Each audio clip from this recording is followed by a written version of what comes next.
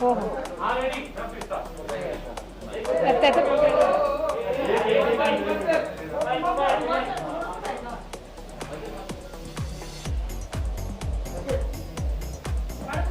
नमस्कार.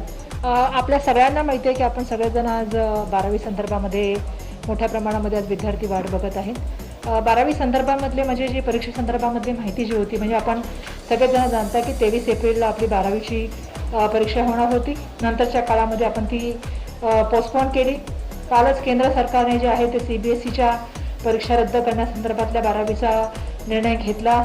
आपल्याला माहिती आहे की राज्य सरकारच्या वतीने आणि शालेय शिक्षण विभागाच्या वतीने आम्ही सुद्धा एक भूमिका जी आहे त्या CBSEच्या मीटिंगमध्ये मांडली होती, ज्यावेळी सन्माननीय केंद्रीय मंत्री राजनाथ सिंग आणि त्यांची पूर्ण कमिटी शिक्षण मंत्री सगळे उपस्थित होते विविध राज्याचे. आणि माननीय मुख्यमंत्री महोदयांनी सुद्धा फेसबुक लाईव्हच्या माध्यमातून सांगितलं होतं की राज्याचा आणि केंद्राची एक सूत्रता असली पाहिजे. आणि ज्या तऱ्हेने केंद्राने काल निर्णय जाहीर केला CBSEच्या 12वीच्या परीक्षा रद्द करण्यासंदर्भामधला, आम्ही सुद्धा त्या संदर्भामधली पूर्ण माहिती जी आहे ती आज मंत्रिमंडळाला अवगत करून दिली की इतर राज्यांनी सुद्धा काय काय निर्णय घेतलेले आहेत, म्हणजे गुजरात असेल किंवा बाकीच्या राज्याचे, ते सुद्धा मंत्रिमंडळाला अवगत करून देण्यात आले.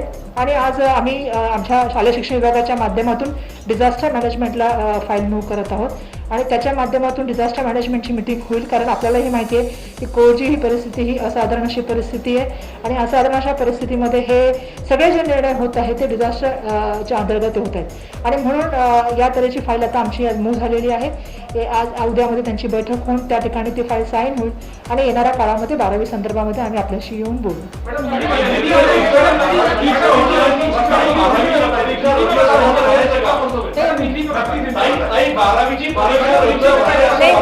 मैं बताना चाहती हूँ कि जिस तरह से आप सबको मालूम है कि कोरोना की असाधारण परिस्थिति में जो निर्णय होते आ रहे हैं और आप सबको मालूम है कि 12th की परीक्षा जो थी वो 23 अप्रैल को होने वाली थी, जिसको हमने मई एंड तक पोस्टपोन किया था.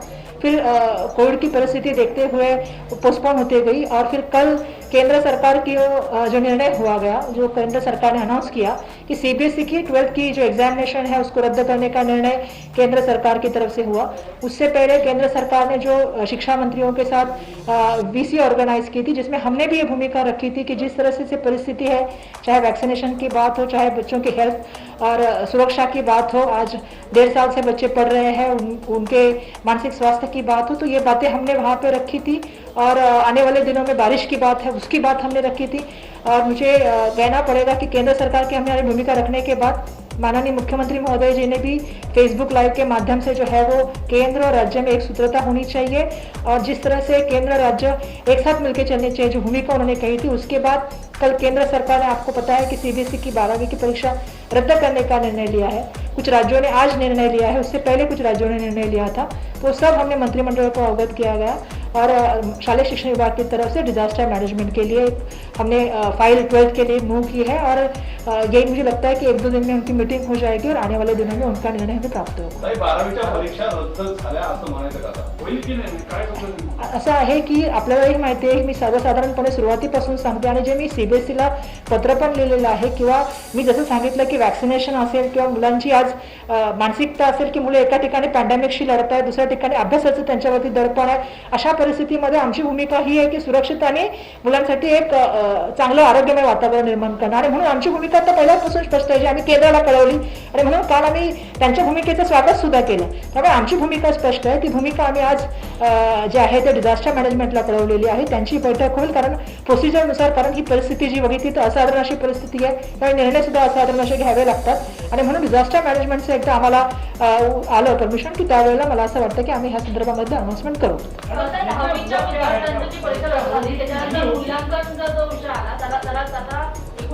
तुम्हाला सांगण्यासाठी जवळपास 15 दिवसांचा वेळ गेली होती.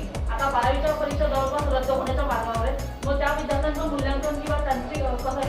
नाही, या संदर्भात मी ऑलरेडी पत्र जे केंद्र सरकारला लिहिलं, त्याच्या आधी आमची एक्सपर्ट लोकांशी बैठक झाली होती आणि त्यांची सुद्धा झाली होती काही लोकांशी आणि त्या संदर्भामध्ये आम्ही चर्चा केली होती. परंतु येणाऱ्या काळामध्ये ज्या वेळेला आम्हाला डिझास्टर मॅनेजमेंटची परमिशन लेटर मिळेल त्यानंतर आम्ही या गोष्टी सगळ्यांच्या वरती आम्ही काम करण्यास सुरुवात करू.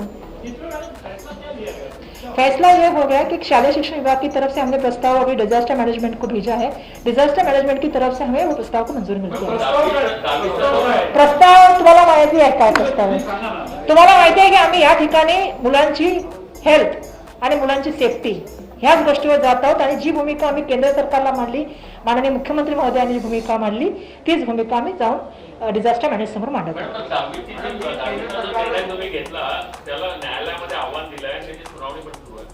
हो, त्याची काल हिअरिंग एक झालेली आणि त्या पुढची हिअरिंग मला वाटतं उद्या शासनाच्या वतीने सन्माननीय एजी ही भूमिका मांडतात आणि त्यांना सर्वांना परिस्थितीची जाण आहे. कारण आज आपण बघतो की केंद्र सरकारने कालच जे आहे ते 12वीच्या परीक्षा सुद्धा CBSEच्या रद्द केलेल्या आहेत आणि म्हणून राज्यामध्ये एवढ्या मोठ्या संख्येचे विद्यार्थी आहेत. आपण जर बघितलं तर 17-18 लाख विद्यार्थी 10वीला बसतात. त्यामुळे त्यांच्याबरोबर लागणारा teaching staff, non teaching staff हा सगळी परिस्थिती विचारात घेता आणि सध्याची परिस्थिती विचारात घेता हे निर्णय घेत असताना खूप काळजीपूर्वक आणि अभ्यासपूर्वक घ्यावे लागतात आणि त्याप्रमाणे तो निर्णय घेतला आहे. आम्ही ते माननीय उच्च न्यायालयाच्या निदर्शनास आम्ही आणलेलं आहे. त्यांनी काही क्वेरीज काढले, त्याच्या प्रश्नाचे उत्तर सुद्धा माननीय एजींच्या माध्यमातून आपण देत आहोत. धन्यवाद.